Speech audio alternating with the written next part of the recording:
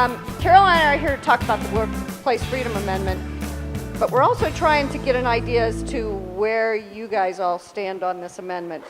There's been several people now who have said that they're going to be doing petitions, and after the healthcare petition went around, I heard a lot of people saying, we don't want to do any more petitions. That was enough for us.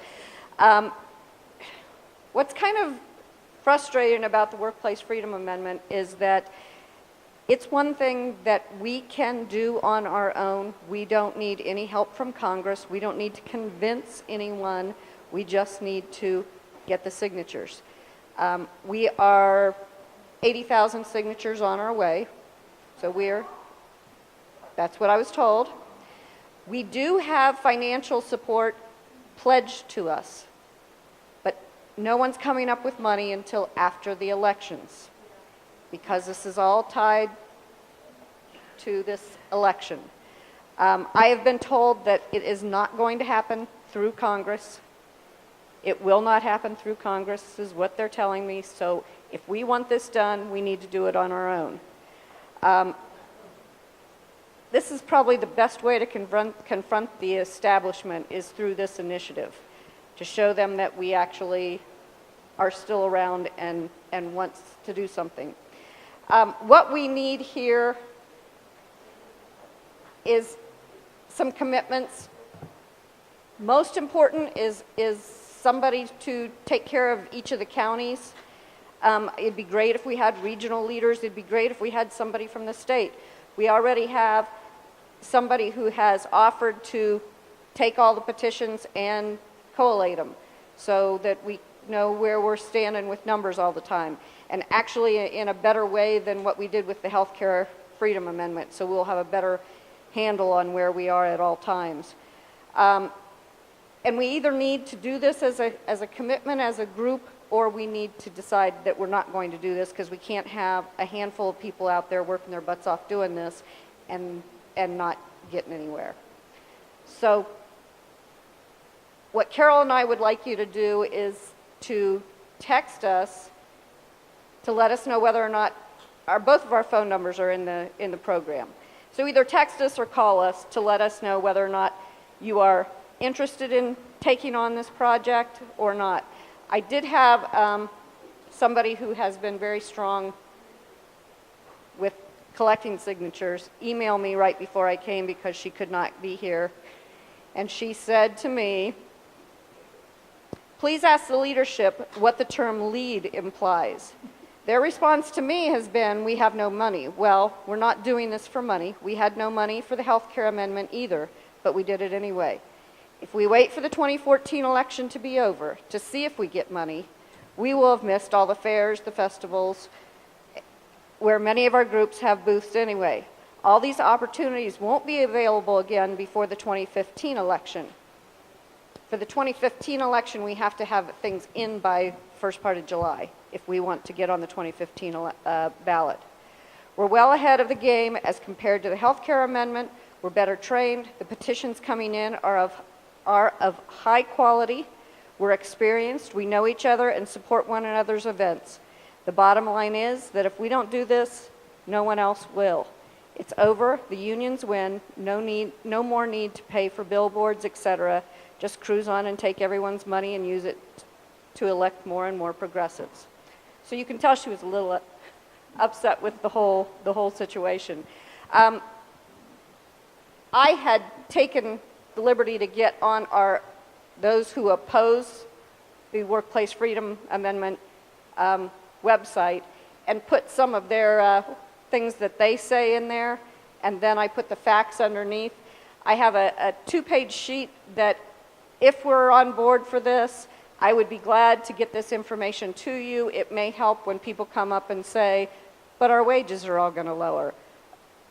I've got information on there as to why that's not the case. Carol, do you want to go ahead and talk?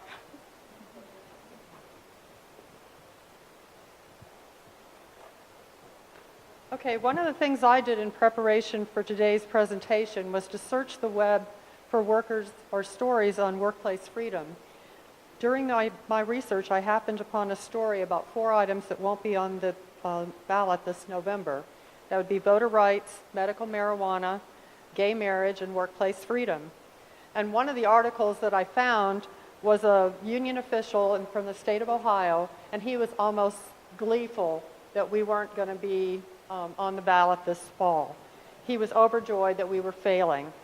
Well, I say it's time to turn the tables on this union official and get the signatures necessary to get this on the ballot next year. If we ramp up the number of petition gatherers, I'll bet we can get the remaining 300 or so thousand signatures by next July. Here's how you can help. Ohio festivals and local events are great places to get workplace freedom petitions signed. A friend and I, last year at the Circleville Pumpkin Show, we got almost 100 signatures between us, and we only spent about 4 hours doing it. What we did was we positioned ourselves near the main parking lot, and we got people as they came and went to the festival. To find out where festivals are occurring in Ohio, go to that first website, ohiofestivals.net/schedule, and you'll be able to find, all a panorama of different festivals that take place in Ohio. I also collected signatures at Columbus gun shows this past winter.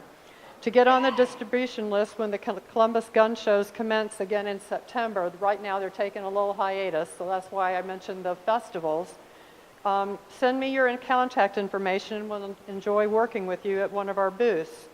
We get a table, we get candy to kind of get people attracted to us. We assemble our petitions in alphabetical order, and then we put up signs like the one you see there to get our group identified. And so far we've been lucky enough to get our table free and to get free admission for all our petition circulators here in Columbus. But if there's a gun show near you in your part of Ohio, then contact the promoter and see if they'll allow your group to have a table inside the venue for free or at a reduced price. And the third thing that we're going to do is we're going to make a big push for collecting signatures at polling places in the November election. We may even have some money, as Lisa mentioned, to pay the petition gatherers, but we cannot guarantee that just now. If we could get 80% of the groups here to push hard for solicitors for that one day only, we could probably double or better our numbers for that one day. And here's the way you choose which polling places to go to. Get the ones with like 3 or 4 precincts within them, and then find one that has good access to the parking lot that's 100 feet away from the entrance to the polling station. Otherwise, the police are going to be called, like happened to me last year, and you're going to be told to move back. And then if you don't have a good position, it's going to be practically useless for you to even be there, because if you've got to stay 100 feet away from the door and, all the people are parking up closer than 100 feet to the polling places, you're not even going to get to talk to anybody. So, we can work out, the polling places that are the best if you get in contact with us. And make sure that you get going on this soon, because if you don't, people are not going to be able to take off for that Tuesday to, work the polls with you to get the petition signed. And other people may just need half a day off, so that needs to be arranged ahead of time. So this is something you can start working on now. And now, just to kind of give a little change up the pace of people just standing up here one at a time, giving you a presentation, I thought it might be interesting to see, how we go about getting signatures, and also to familiarize you with some of the other things that you may not have be familiar with. So Mike Lyons has volunteered to be my guinea pig. Okay, Mike is going to be at one of the gun shows or something, oddly enough. I'm collecting signatures for workplace freedom. We're trying to make Ohio a right-to-work state. Would you like to sign? What's a right-to-work state? Well, a right-to-work state means that you don't have to be a member of a union in the workplace in order to work there. For example, my son worked at Kroger's as a part-time bag boy for just a couple of weeks, and then he decided he didn't like Kroger's. But anyway, during that 2-week time, they took the money for the dues right out of his paycheck.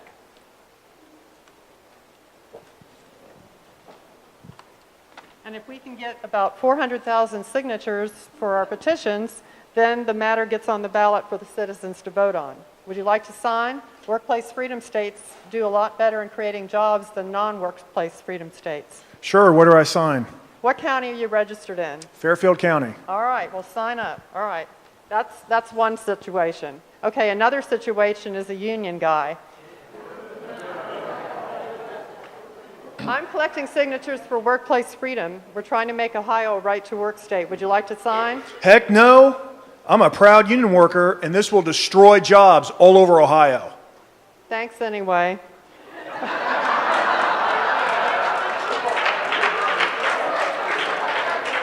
Now, when you encounter this type of person, the best thing to do is just disengage them.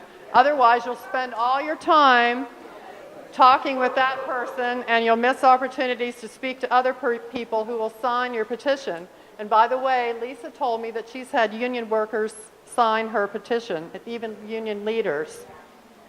All right, now we're going to talk about a union guy who isn't so outspoken. Hi, I'm collecting signatures for workplace freedom. Would you like to sign? Well, I'm a union worker, so I'd better not sign. I don't agree with my union politically, but I'm in the union because I have to be. Oh, I get you.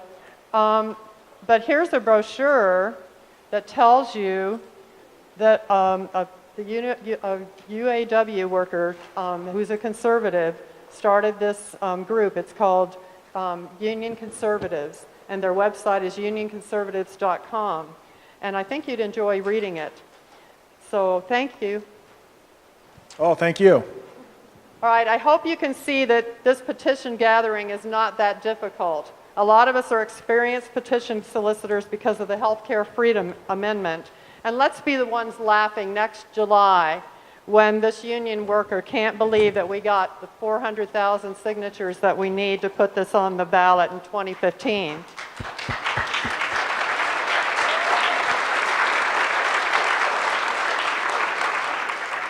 After all, this is another freedom-based issue. Reload for liberty. Thank you.